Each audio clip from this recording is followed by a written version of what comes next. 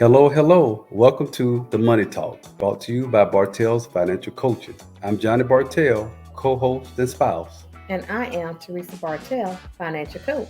We'll be interviewing Ben and Victoria, discussing committed to being broke. If you like our content, please like, share, and subscribe. Sit back and enjoy the show. Thank you. Hi, Ben and Victoria. How y'all doing?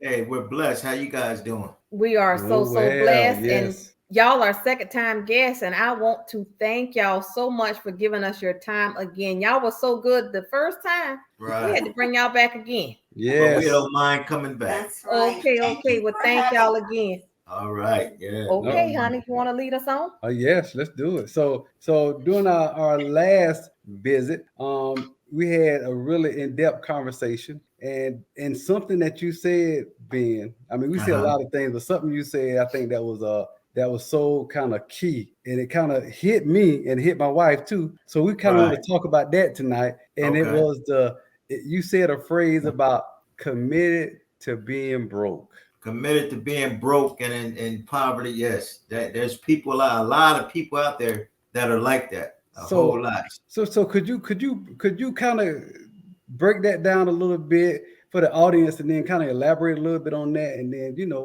so we can kind of see how that goes, I guess. Okay. So, I guess you have different levels of, so you got the poor, you got the working poor, then it goes up middle class, upper middle, and then the wealthy and the rich. But we focus on the poor people, those that don't work but still have money, and that's how they're committed to it because they're so comfortable in it, and then not, one of the biggest ways they don't believe in themselves. They have no faith in themselves. Many don't have a skill set to do better, and when you don't, many of them are single parent homes. But there's a the ones that are committed to it. There's a cycle out there that they do where they can keep the money going in that cycle until the next year, and that's why they commit themselves to poverty.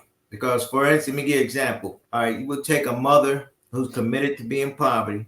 Okay, you know how they do the what do you call the income tax? Yes. Yes. So during the income tax, I think the IRS has kind of got a hold of it. So they'll take their child, let somebody else claim their children on their taxes, and they might charge them $1,000 each. They might have 4 children. Okay, you give me $1,000 for each child, and then I'll let you claim my child. Okay, that's one way to keep them going. Then they'll find a lot of them. They will try to gain Social Security disability by acting like there's something's wrong with them, and some of them get through with it.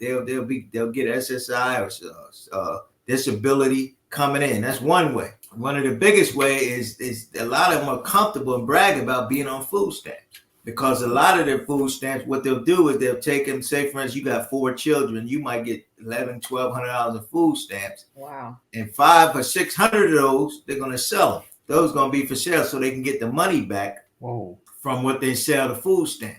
So now they got that cycle going. Okay, and then here's one of the biggest things. So they're selling their food stamps. They get a little money from the government, and a lot of people that are living in poverty, these are the poor. Now they got a cycle where they give blood. So what they do is you go out, it's a 7 cycle thing. For your first time you give blood, you get $95, then it breaks down to 75, and you might get 60, you get 45. I'm telling you this is how they told me how it goes. And then you start over. So now you're giving blood constantly at the plasma center. You selling food stamps, and you're doing all these things. You're doing income tax check. But the most key to them, they live in poor communities. But the most important thing to them, they want to be, everything with them is flash. They want to be observed, and it's a form that they're making it. But behind the scenes, they're broke. That's why they call it all flash and no cash. See, there he go. So all flash. Victoria, how are you familiar with committed to being broke? Because like what I would like for people to do, like when they watch this video, is determine like our discussion, are they determined to be broke? And so what is your idea of someone that's determined to be broke? For me, what I see is that some people are comfortable with just getting by. Right. They don't have the mindset that I can do better. As long as I can get by on this little bit, they're comfortable with that. Even if it's just getting some kind of monthly food stamps, welfare, child support, You know, you could still work and do better than just getting that. And you got some that would probably just work you at any kind of job, but they will not try to get a promotion. They'll just get comfortable with whatever little bit they have and not do better. Right. Yeah, I think a lot of it is internal. You know, there's this thing they call the financial thermostat. Well, whatever your mental financial thermostat is set, that's how you relate to money. So, for instance, let me give you an example. If you let's use Oprah Winfrey, who's a billionaire. Mm-hmm. So, if Oprah Winfrey was a millionaire, she would see herself as a failure because she has $1 billion mindset. Mm-hmm. So let's take that back to poverty. If you have somebody in poverty that gets a large amount of money because of their mental because of their financial thermostat is set so low, they have to spend those funds to get back down to what they're comfortably handling, what they're used to handling. You cannot hold on to them funds because your mental thermostat will not allow you. It can't work. And we've seen this. We have seen people do this. I personally know someone that got like maybe a 80-something thousand, what would you call it? Whether it's an insurance check or something from an accident. Now, $80,000, that's a lot. It's a lot. Yes. No, this individual was not comfortable until everything was gone. Right. So all of the money was gone, and they were back in the position to, I need $20 for gas. So the $80,000 was out of their comfort zone because their mindset didn't change when they got the money. Only the bank account changed for a little while. So you have to spend. The mindset stayed the same. So you have to spend it to get back down to what you're used to handling, which is little to nothing. And it's an internal thing. A lot of people don't understand that. We all have financial thermostats set. Everybody has one. And their financial thermostat is set to poverty, being broke. That's even in the church. I had a friend of mine. They wanted me to come talk about money management to the church. The wife, who's the pastor, and then as I start talking a little bit about finances with the pastor, the husband, he like, no, you're not coming to my church because he didn't understand finance. He was financially illiterate, so he didn't want somebody else come showing him up what he wasn't teaching his church because a lot of his members were in poverty. Because he bragged about there's a pastor, he bragged about his 2 daughters being on food stamps. He said, man, I don't have to worry about food, my wife and I, because my 2 daughters get $1,500 food stamps, and we got food. You know, that they bragging about the program, social program that they depend on. And that's how a lot of people. So that was a pastor? This was a pastor. Yes. Well, like what you and Victoria discussing, do you think people's childhood has a lot to do with this? Absolutely. Like I said, I have a friend. We had a discussion a few months ago, and he said he was taught. He said, man, I always thought I was just supposed to work, and then till I died. I just worked till I died. I don't save anything. I didn't do it. He's probably in his late 60s now, and he said I was supposed to work until I died. That's what he was taught, and he stuck with that. Until then, I got to talk to him a little bit, man. He changed his mindset a little bit, but that's what he believed. You know, we all live our life according to what we believe, whether it's true or not. We're going to still, if we view things a certain way, that's how we're going to relate to it. Right. And that's how a lot of people live. And the saddest thing is, man, I tell you, out there in that community, like I said, my wife and I, we run across so much people that living in poverty, but goes back to say they're committed to it because they know how to finagle. Like, for instance, with income taxes coming. So if you go park at the mall during income tax season. See, a lot of people in poverty got a whole lot of respect at the mall, but no respect at the bank because they know they could go to the mall and that's where they spend all that money at. And then that's how they do it. And like I said, it's a cycle that they run that is going to last them throughout the year. For instance, they might get income tax check back. They're going to buy a flashy used Mercedes with 400,000 miles on it, put some new rims on it. But that's how because even though I live in a impoverished neighborhood, as long as I look like I'm making it, then I've made it. And that is what the commitment is to. Right. They're more committed to looking like they have money than actually conditioning themselves to have money. Right. As long as I look like I have money, then I'm good with that. I see that all the time, especially amongst our young people. You'll see a lot of these young people and sometimes older people on social media with stats. But when they die, people have to do a GoFundMe page. Yeah. And these same people are flashing thousands of dollars. But when they die, this is left on their parent or the community to bury them.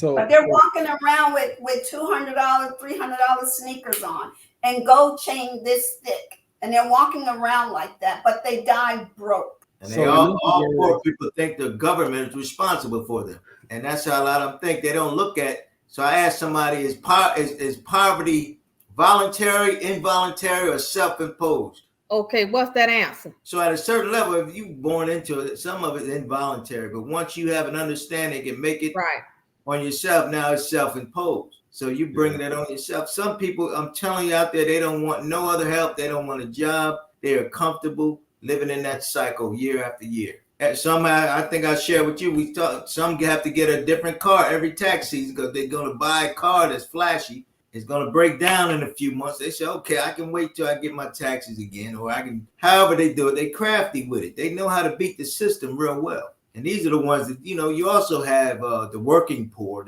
but they still do it. They're not as bad off as just the poor, but they got their little food stamp game too at all. You might walk around Walmart, people walking around asking if you want to buy food stamps from them. Hey, I'll give you $100 of food stamp for $50. It's big business out there. And it also, you can go in these not little mom and pop stores, these little stores, and you can buy anything with food stamps. You can buy gas.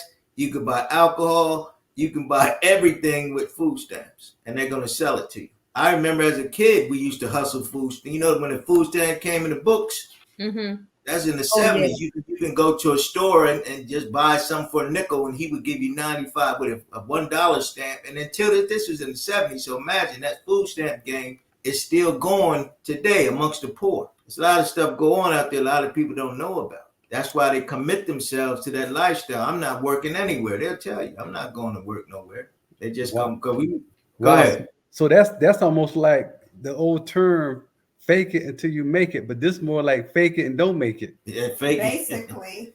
Fake it and you don't make it. Yeah. And I think one of the things that bothers me a lot, and matter of fact, I talk about it with Ben all the time, is that mother or father or that family that you have working every day, but they're just working low-paying jobs. And because they're working, they don't have like any decent health care for themselves or their children. And that's the working poor that really catch hell. But still, they get up and go to work every day and paying taxes for the people who basically just stay in bed and do actually nothing. Yep. Now that, and that is the sad part when we have these very sad. Right. Yes, they working, Victoria. They're paying their taxes and they working. And some of them are seniors and they really should be able to stay home. Yeah. But then you get the young people who are determined to be broke. They don't want to do nothing to improve themselves. No. They don't want to go to school. They don't want to get a better job.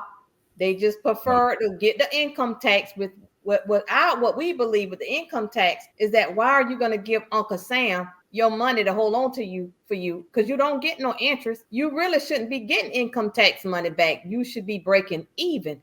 But the people who have the poverty mindset sometimes, but, not everybody, but a lot of people don't understand that when you get an income tax back, you're allowing Uncle Sam to hold your money for you tax-free.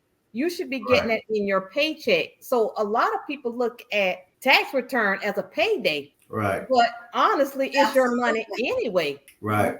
Absolutely. So now we getting ready to go into tax season. And when tax season come around here where we live, you better not even think about going in Walmart because you'll get ran over with 2 carts.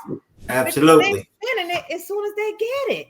That's right. That's all go back to the poverty mindset. And like we said, the mall, you walking out the mall with 4 or 5 bags of sneakers, but you live in a poor community. Right. It's real sad. I'm telling you, we see so much that goes out there. Like everything with a poor person is appearance. As long as I appear to be making it, it's okay. They don't care about everything else. As long as I'm appearing to make it, then I'm okay. And these are the same people, Theresa, that work or barely work or don't work at all. But you will find them at a Beyonce concert paying money that they cannot afford. Right. With nails this long. And having absolutely. And the ones and with no life insurance. Right. And we're not bashing them. We just see, the taxpayers' money, because poor people on food stand have more crab leg parties than I ever seen in my life. They're in the grocery store buying crab legs and shrimps and all this stuff for a crab leg party, and they're using the food stamp card. Because you remember I don't remember how many years ago where they went away with the stamp and they gave you a debit card. That doesn't work. The people that works in these Walmarts and groceries, they're not going to check it. So they give you their PIN number, tell us how much they got on there. So if you see somebody walking around adding up so they don't go over their $100, they got somebody's food stamp. And they walk around the store, they adding these things up, and they give that person the money. You got some people doing it every month for years. We know somebody been selling their food stamp to the same person for how long? 5-10 years to the same person. Yeah, that's how they get their hustle. Yeah. And it's not bashing. No. What it is, it's a cycle. The children suffer because the people that's doing it now, I know for a fact, a lot of them watch their parent with the exact same behavior. Right. So here they are adults now. So their children is also watching them. Right. So it's going to be a cycle. So in my mind, food stamps, welfare check, disability, that is a blessing. But it comes to being a blessing, you should be using that to help you do better, to help you get out of the system. I wouldn't want a mother or a father with no job not to be able to get food stamps. But in my mind, the food stamps and the welfare check, that should be a filler until you can get off of it. Yes. But don't allow yourself, just to continue to get food stamps and you don't make nothing of your life. They become comfortable. Exactly. Yeah. Do you know how many families? A lot of it's single mothers with children. Do you know how many live in hotels? Hotel rooms for months because we arrived by sometime. My wife, we were putting a young guy who was very cold. We do a lot of work with the kids. Right. So we deal with a lot of people that's like. So we went by the hotel and we put the guy in the hotel, gave him a room for the night. It was real cold, and the little girls out playing. And they lived there, and what it was, you see a lot of it. So they were living in the hotel for months. Mm-hmm. So my wife, we pick up a food. I asked the young lady. I went to the room with the kids and asked the mother, "Hey, do you mind if I, give your daughters a bunch?" We had a bunch of drinks I wanted to share with them. I gave them a few dollars, and it kind of hurt me. It really hit. And the young lady was in there just crying like she had no hope. And the hotel was one of those in a dangerous neighborhood. It was in poverty. It was sad. But there are multiple families with their children that live in hotels for months and months at a time, for months. And it breaks your heart. It does. And so my wife and I, we do what we can. We're not here to bash them because we know what we do to help. Mm-hmm. I think what kind of gets under my skin is that people, they're comfortable there. Right. There's no such thing as I can't do better. There's so much resources that's just waiting for someone to say, okay, I've had enough here. I'm ready to go up here now. But they're so comfortable being there. Right. And you can lead a horse to water. And how the rest of the story goes. Right. So the conversations you have with your organization, you can't have that with a poor. They don't want to hear nothing about a mutual fund. Or how they can, because you can't. I can't flash this to the public. Well, I don't want that. Talk to me about what I can do to be seen. Right. Yeah. And that's so bad. And I'm just like, Victoria, you almost give me just goosebumps because the video, our show today, like you said, it is not to bash anyone. No. I'm hoping and praying that God will use what we're saying to make somebody wake up and say, you know what? I do not have to live off of food stamps. I don't have to live off of a welfare check because I have enough power within me and enough faith in God to where I can get out of this. Right. And so I cannot even imagine how much talent that we are losing, how many good people we even losing in the workforce because they have decided that the easy way is the food stamps and the welfare. And really the way that they've made the income levels, you really can't get food stamps unless you almost homeless, basically. Right. Like, why would you want to choose to live that way when God gave you a brain? And there are so many resources to where if you want to stop getting food stamps, I'm telling you, sister or brother, mom or dad, you can do it. And you can even have a better life. Right. If you they just wait. They go. They a lot of them just wait for the scratch off tickets. And who do you think plays the scratch offs and all that the most? Right. And that's what they wait on. Right, they're waiting on it, get rich quick. I'm gonna wait till I hit the big scratch off. And then we had a guy, he was painting the house for us, and I think he hit $100,000 on the scratch off. He was doing all right, and within a matter of months, that money was gone. And see, because of their mindset, they don't know to go back. Right, to at least put it away someplace until you can interview a couple of financial advisors that you feel like you can trust. And you give them a little bit at a time. And then if you don't trust a financial advisor, go to the library and get some free books. Figure out how to do it yourself. The help is there, but you got people, they're not willing to dig in and change the mindset. Until you change the mindset, you're going to stay stuck. But you got to understand, there's this thing they call like what they call it, E to E ratio is education versus entertainment. So I'd rather be entertained with my money than educated. It's a 50-to-1 ratio. Out of every 50 people, one want to be educated, the other rest want to be entertained. But here's the thing. Those who choose to be educated, the ones who choose to be entertained, they get pissed. Right. When they see the one that choose to be educated and do the right thing and elevate themselves, the ones who decide to stay where they are, they get pissed. Right. I've seen that 1,000 times over. So Victoria, why do you think they get upset about the ones who want to get educated versus they want to be entertained? Why do you think that is?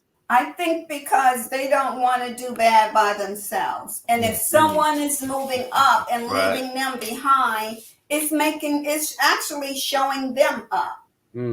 Yeah. Right. And a lot of it is the people that understand you can't ever expect a poor person with bad habits to save anything. It will never happen. Because of your behavior and your habits, you're going to remain that way. Because we've seen it for somebody going through it for years. From the homeless community to the poor people, some of them, it's just sad. We have some homeless guys. I mean, you can look at them and tell, but they won't take nothing from them, won't even take nothing from them. Some of them sleep at the post office for years. Some of them, I know guys, like right now in the wintertime, they'll go commit a crime so they can go to jail, have somewhere to sleep during the winter. Many of them guys do that. They will go to jail so they have somewhere to sleep and eat. And then once the good weather comes back, now they back on the street. So they can sleep on the street and they go commit the crime to get locked up. That is reality. And because of the people we deal with, because for us, you got to understand, you can see for me, you have to think like them or they'll take advantage of you. Some of them might even try to rob you. So when my wife and I go around that environment, they know, hey man, you mess with the wrong one, because I understand how they are. All of them aren't like that. But I remember a guy in Columbia, South Carolina, he went to help out some poor people in the park, and they killed him. Oh wow! Oh, wow! Yeah, they killed him. So you have to even a lot of them, they slick. A lot, some of them been in the prison and jail. So you have to be careful with them as well. But it's sad though that what we see. My wife and I had to think there because of the people we deal with. Like I was in the store. And two young ladies bragging about, man, baby, I don't get my food stamp till tomorrow. Yeah, mine come next week too. And they just bragging about when their stuff. And it's more than about food stamps. They even use their children. They'll take their children down to the Social Security office and then get them medically like something is wrong with them so they can get a check for that child. So that's more money in the hustle. So some people get money, fake it, having their kids fake like something's wrong with them to get that check, that monthly check. They sure do. That is so sad. But then the people who are, to me, if you don't need it, you're stealing it. And so they don't even have a backup plan to where what if the government really cracked down and really start making people provide proof that they really need these food stamps, that they are the ones who really using it? Or you can't get food stamps this month until you show me you've applied for at least 3 to 5 jobs. Well, all the homeless people, all homeless people get food stamp. Long as you can provide an address, they get the free food stamp. We see them to get the free phone every day, every week. The lady comes down in the hood and parks and then gives out the free phones. So you get the food stamps and the phones. And that's all someone want. I'm telling you, because we see it every day. That's all they want. Someone want to live. I'm okay. Right. I don't need to work. They let the taxpayer work, and we'll get the social benefits from it. Wow. And that's probably how it's going to be. And it's like, it would take more than us to change people's, like their mindset. But like Victoria used the word earlier in her conversation where you said conditioned. Right. Do you remember saying that word, Victoria? No.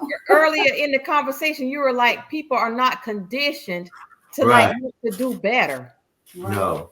And so when you say conditioned, in my mind, you're talking about maybe they are not in the right environment. They haven't been, maybe around the right people to where their mindset has been conditioned to want to do better. Right. Now you said this, Trish, you said the important thing, because your environment is the key. That's the biggest key. Your environment will shape you into who you are, because you start thinking like them and doing things. That's why a lot of when the guys get out of prison, biggest hindrance to them, they have to go right back to that same environment. And they get caught right back up again. And it's a cycle in and out of prison, because they go back to the same environment that they left. You think a lot of people get out of prison with nothing. And the same thing with these people that are impoverished. They're going to live in Section 8 their entire lives. And then, sometimes they get some people, we know some people that they have to move 4 or 5 times a year. They get kicked out, and then they find out they got 4 or 5 families and they're living with them. So they find out they get kicked out. Now they got to go reapply to get another apartment. So some people, they have to move multiple times a year. And then but while they're waiting, they live in a hotel. And to see people, especially young people, settle for this kind of life is heartbreaking. It's really sad. It is. And it goes deeper than people realize. It goes all the way down to self-worth. Yeah. It goes down to, how do you feel about yourself? What do you believe about yourself? You're not the mistakes you made. You're not the things that people said to you.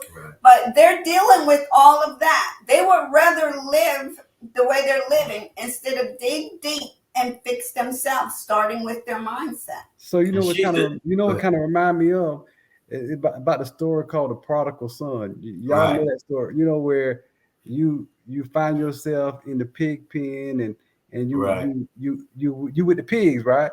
And all of a sudden you come to your senses, like, hold up, I can do better than this.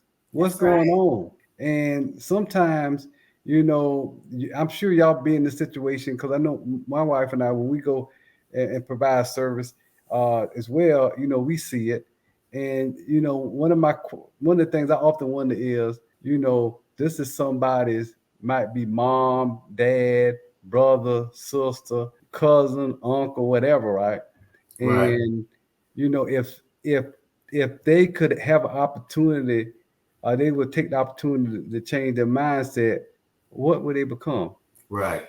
Because I remember meeting somebody one time who was actual, I think he told me he was like a carpenter or something like that. And but some of them just fall on hard times, and they actually was really doing well. But then some of them, like you said, is actually they like doing that. They like being in that environment. So now there are some that do, but we ran across some that do come out and they do go to jobs. They go back to nursing school. They do. A lot of them do. But the ones that are committed to it, they're numb to the truth. Now, when you are numb to something, you have no feeling of the truth. I don't want to hear that. I will be this way until whenever. I don't want to, it's sad, but a lot of them don't care. That's how it's going to be for them. My wife, she's the nurturer part. When she talked to people, and some might cry and say, but then again, a week later, there's no drive in them. So you go back and see the same thing. When you go back months later, we see them again, and nothing has changed.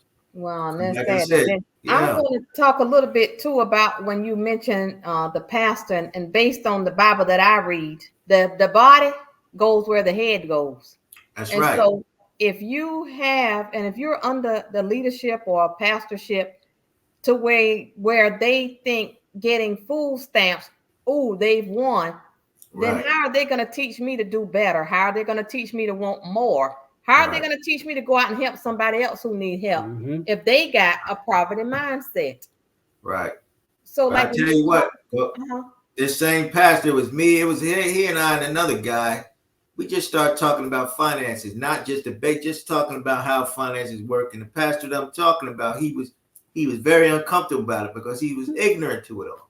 That's why he didn't want me to come talk to his people because he didn't know. And so you got, you guys seen them when you got these little churches, traditional legalistic churches where mostly you might have one or two that's doing well, but the rest living poor. And they don't teach them anything about finances, how getting out of poverty, how you can do these certain things. You can tell he doesn't teach his church any of that. They pay their tithes through fear and not a cheerful giver. They're giving it out of fear. This can happen Mm-hmm. to you if you don't pay your tithes. This can happen to you. You know, your car. We had a guy say if you don't pay tithes, your car gonna break down. I Oh said if you my. don't if you Oh don't my. PMCS, that car gonna break down as well. Oh But these my. people, but see, that's how two of the hardest things what I see how people view God and how people view money. Because if you view them both the wrong way, see how you view something is how you relate to it. So if you Yes. view God the wrong way and you view money the wrong way, imagine the kind of life you live. Yes. It won't be a life of freedom. No, at all. There's no freedom in that.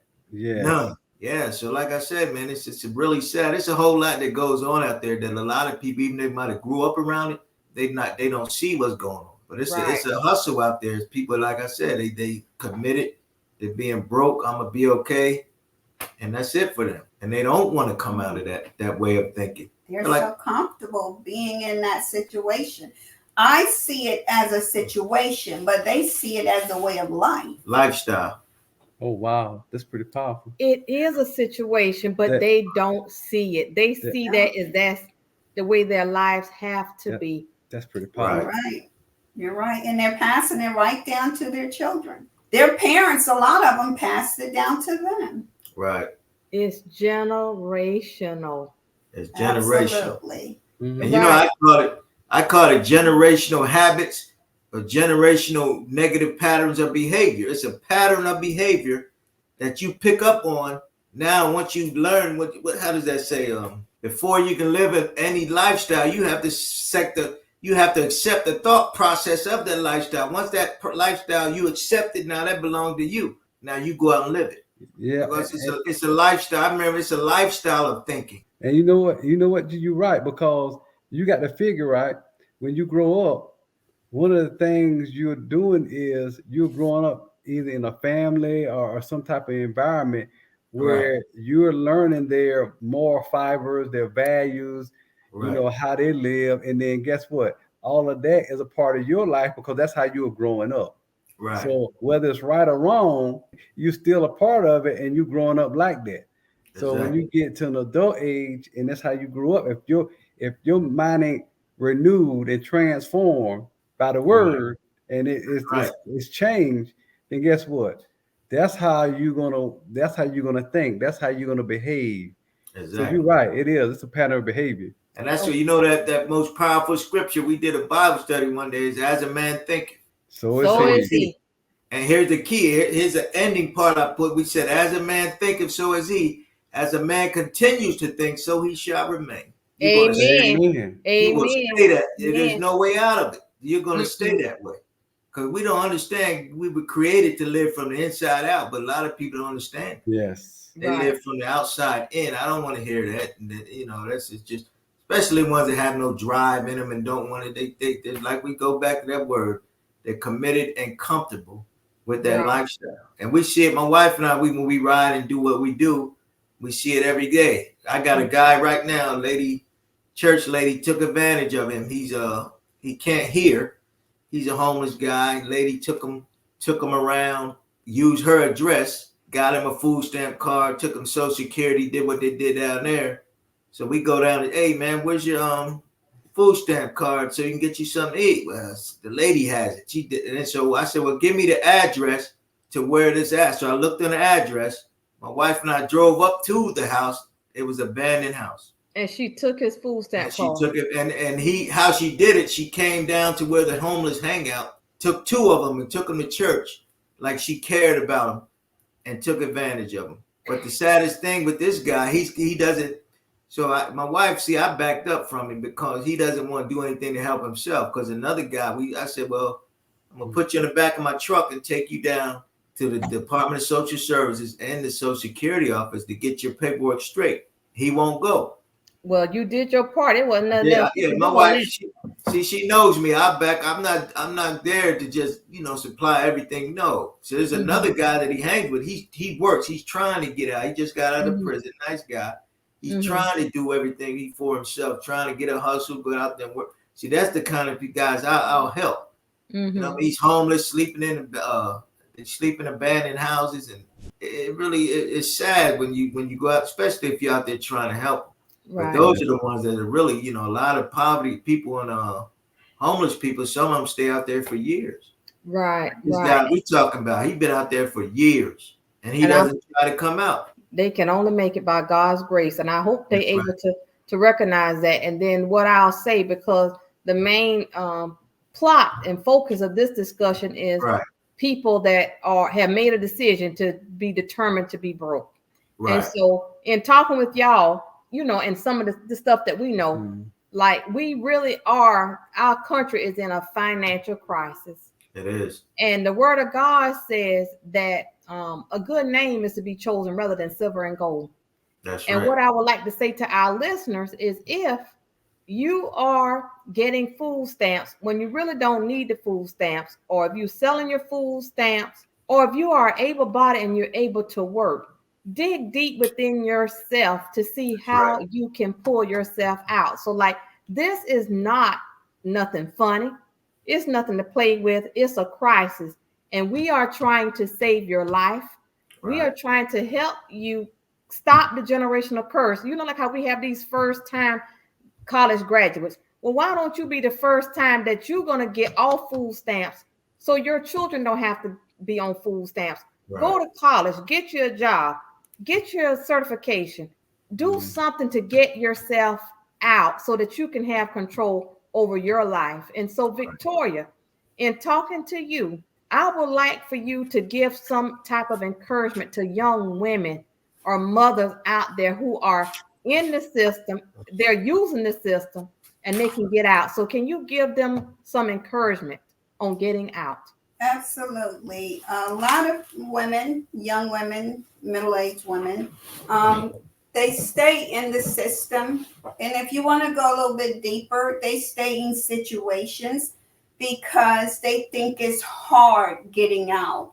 But what's really hard is not getting out. Oh, yes. Absolutely. To remain that way for the rest of your life, now that's hard. But getting out, it's like a one-time thing. You get out and you're done with it. But to remain the same, you're going to remain in that position or that situation. So for encouragement, I will say dig deep, do the hard work and get out.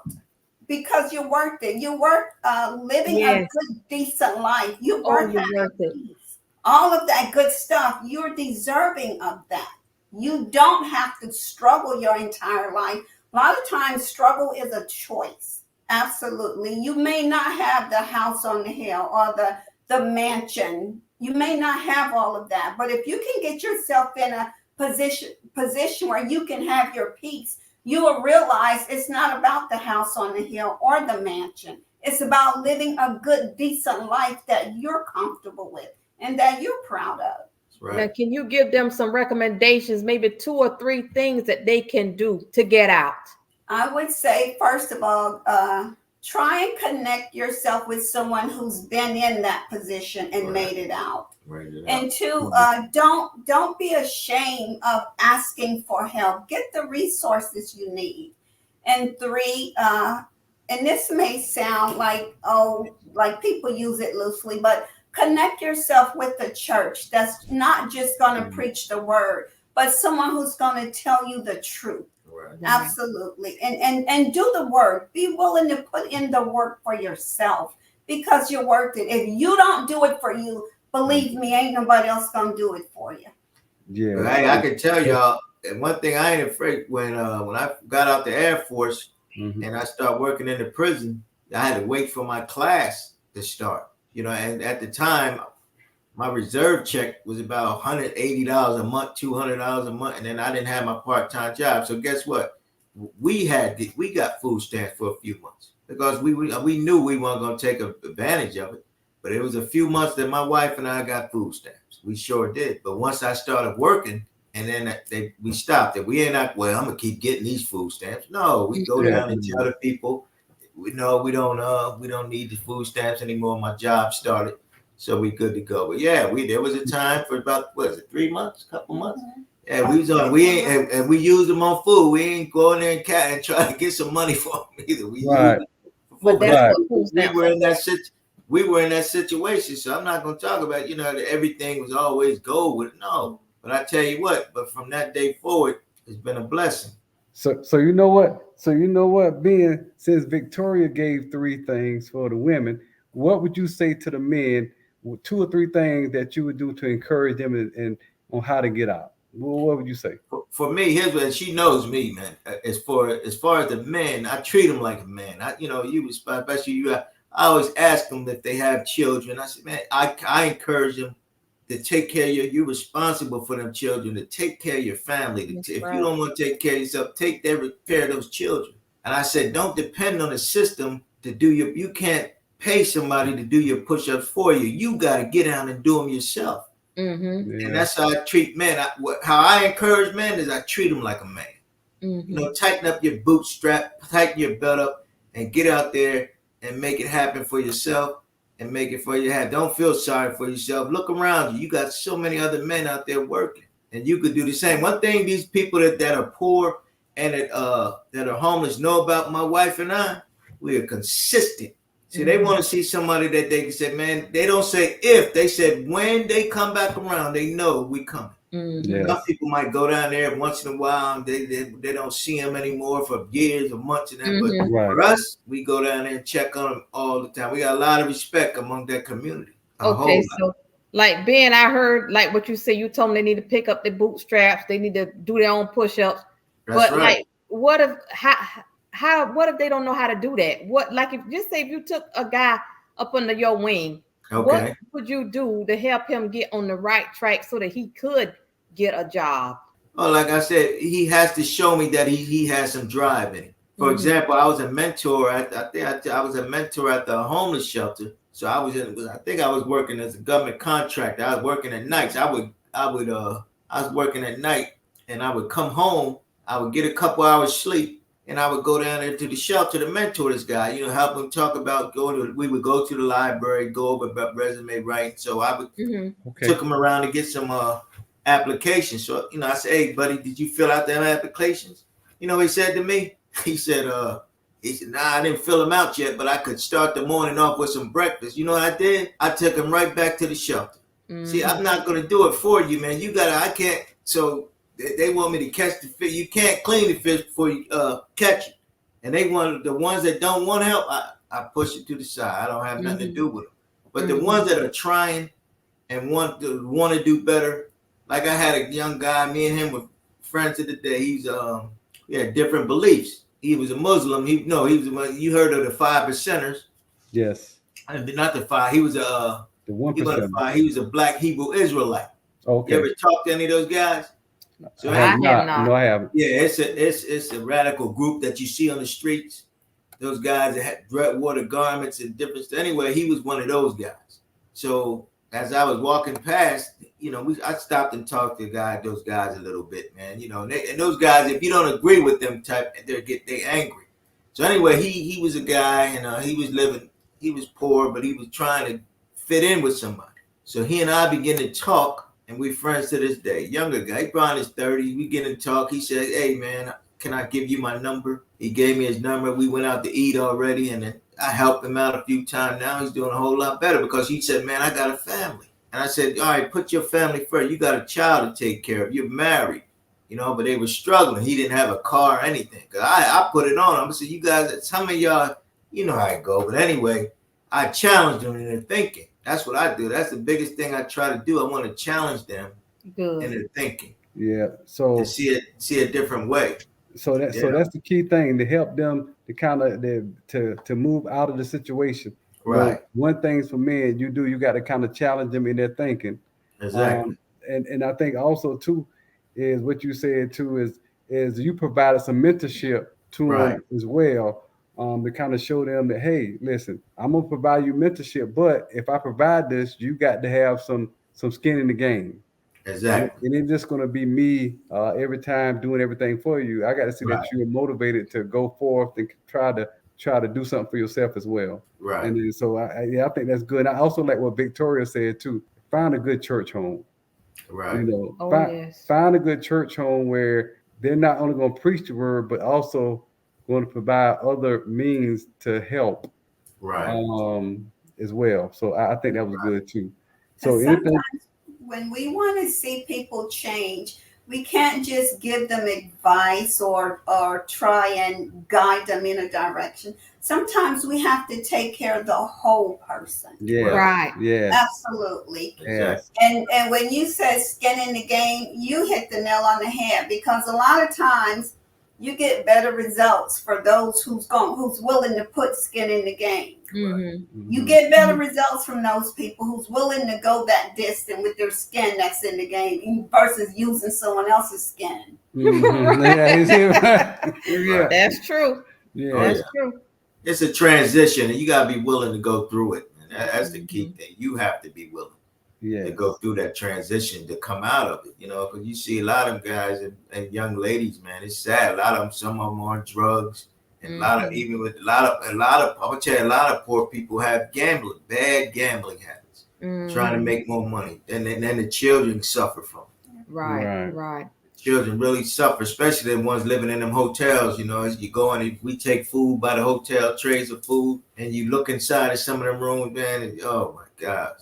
Crowd, 4, 5, 6 people sleeping on one bed, and the kids laying on the floor. And that's all that, and they had that not under their door. That was forced upon them. Mm-hmm. But the saddest thing with a child, that lifestyle is forced upon them, but they have to live it out. Right. And then when they grow up, the cycle just may continue. But I'm hoping and praying and trusting God that the information that we have provided on this show, that someone will listen, and like how you and Victoria said, that they'll look within themselves and believe that they deserve a better life. And so I think mentorship, it should take, everybody should be a mentor. It's not just inside your circle, your family. Right. Find somebody out there, and mentor them. That's why I find the biggest problem. People try to keep it in the family or for a nephew or whoever. No, go find somebody else that you don't know and see if they're willing to be mentored and take them under your wing. You know, and that's a beautiful thing. But a lot of people won't do it. Well, people don't like to be inconvenienced. Right. That's a sad thing. It is. And Victoria, is there anything else that you would like to add? I just want to say, well, actually, I just want people to realize that they are worth so much. They're worth the hard work. Their life is worth putting in the hard work. They haven't even scratched the surface of who they are. They don't know stuff that they're capable of doing. Absolutely. The system sometimes seems like it's almost created to keep you on it. Right. So think beyond that. Be willing to do the work and see what God has invested in you. Right. It will probably blow their mind if they know all that's in them. Right. Well, and don't just do it for you. Do it for your children who's watching you. Right. Because you know what? A lot of those who stay on that system for years, their will has been broken. They have no will to do anything different because some of them been doing it so long that they've broken the will to do anything else. Wow. You can't expect them to do anything else because that system has had them bound for years. Right. And it's a sad thing. It really is. It really, really is. And I'm hoping the information that you and Victoria has provided tonight in our conversation, I hope and pray if it only touches one person, we give God all the glory. Yes. That's and right. we thank y'all so much for coming Oh, on here you're with welcome. us.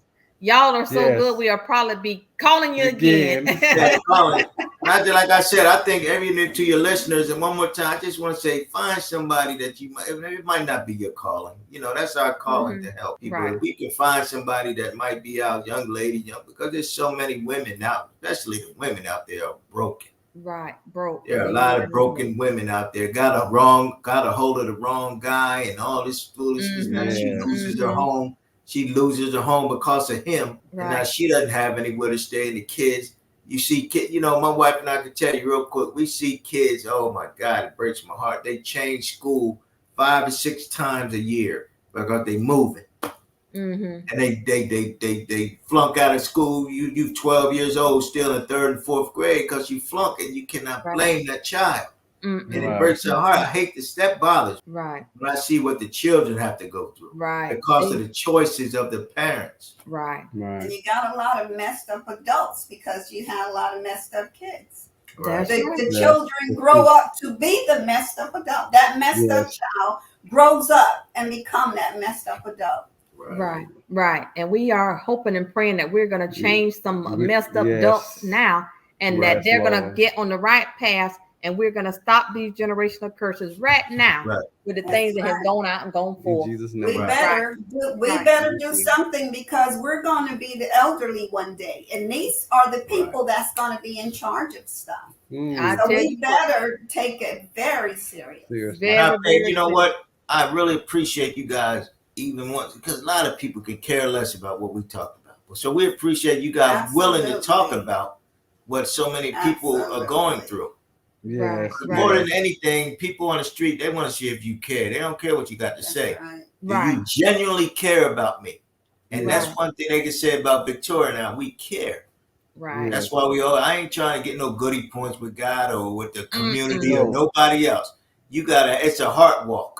There you go. Your heart has to. It is and the motive of the heart has to be right. Right. You know what I like to call it? You know what I like to call it? G, faith in action. That's right. Because anytime you have faith, the only way you really have faith if you acting on it. Put it to work. That's so right. Faith in action. That's what I like to call it. That's right. And we're gonna put it in action. We're gonna put it in action. And we just want to thank y'all again from the bottom of our hearts. This was a very, very hard conversation. It was almost a tearjerker, because you really, when you live in your own little world, you don't really understand what's going on outside of your walls. So again, from Bartelle's Financial Coaching, the Money Talk, we want to thank y'all so much again for giving us your time and your wisdom. God bless y'all, and I'm sure we'll have y'all back on the show again. Yes. We love y'all. We love you guys. Thank you for having me. Thank y'all. Bye-bye. All right. See you later. All right. Bye-bye. All right. First of all, I would like to thank you so much for staying until the end of our show. This show was hard. It was not easy. And I would like to say to you, if you are on food stamps, sister, brother, I hope you heard Miss Veronica say that you're worth more than that. You have value. You have self-worth. Dig deep inside of yourself and see who you are. See what you're capable of. You are smart. If you were not smart, you would not have been able to complete the application for food stamps. Sure, you might be in between jobs. You may be laid off. I don't know what your situation is, but you know what your situation is. If you don't need the food stamps, don't get the food stamps. Go get yourself a job. You'll have more self-worth. You can stop the generational curse with yourself. You do not have to depend on the system. God has given you ability. He has given you a will. He has a job down here for you to do. So I am encouraging you. If your first stop is find a good church, reach out to a woman or the sisterhood ministry, somebody, and ask them to give you help. The purpose of this video is to get you out of the system, for you to see that you are worth more than food stamps. You are worth more than a welfare check. You are smart. God gave you a brain to use. You don't have to wait on Uncle Sam to provide for you. Get up, go find yourself a job, go back to school, do whatever it takes to let 2023 be the last year that you depend on government assistance. We are here because we don't want you to go through life aimlessly. We want you to have a good life. We want you to have control. We want you to be debt-free, and we want you to be off of the system. So if our message only touches one person, then that's God's job to touch you. But I hope that something was said in this video to make you know, and to change your mindset, to let you know that you can do it and you can get off the system. And 2025 can be a new year for you. Amen. You know, Ben, he just shared a lot of valuable information during this video. So my thing to the men, you know, we are leaders, men. We are supposed to be protectors of our families and providers for our families. And, you know, we know sometimes you never know what life is going to throw at you. And you never know what it may be where you could wind up being homeless or living from doorpost to doorpost, or not even having income to provide for yourself or for your family. So my word of encouragement is, men, if you watch this video and you fall up in this situation where you are somewhere in the situation that was talked about in this video, my challenge to you is just to get up, know that your worth is more than where you are, and also see, can you find a good church home where they can minister to you and provide encouragement, and also provide resources to you that can put you back on the path that you are supposed to be on.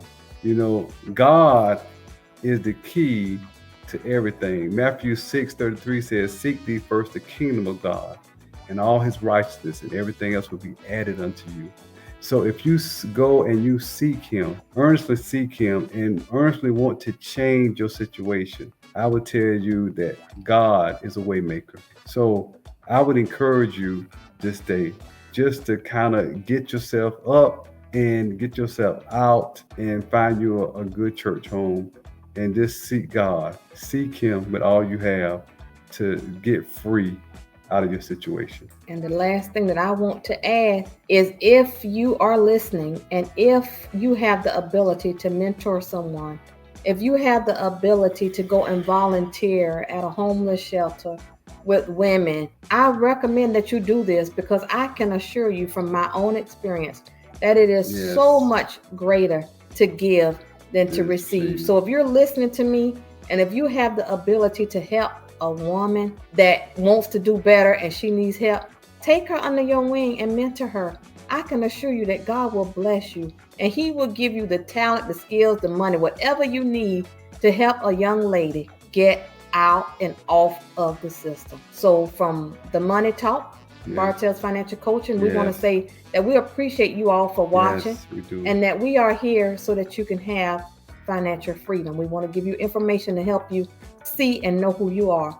So until next Thursday, God bless you all. Please subscribe to our channel, like it, and share it. And we will see you again next Thursday with new content. Again, God bless you all. God bless you all. And thank you so all. much for watching. Thank you. Thank you.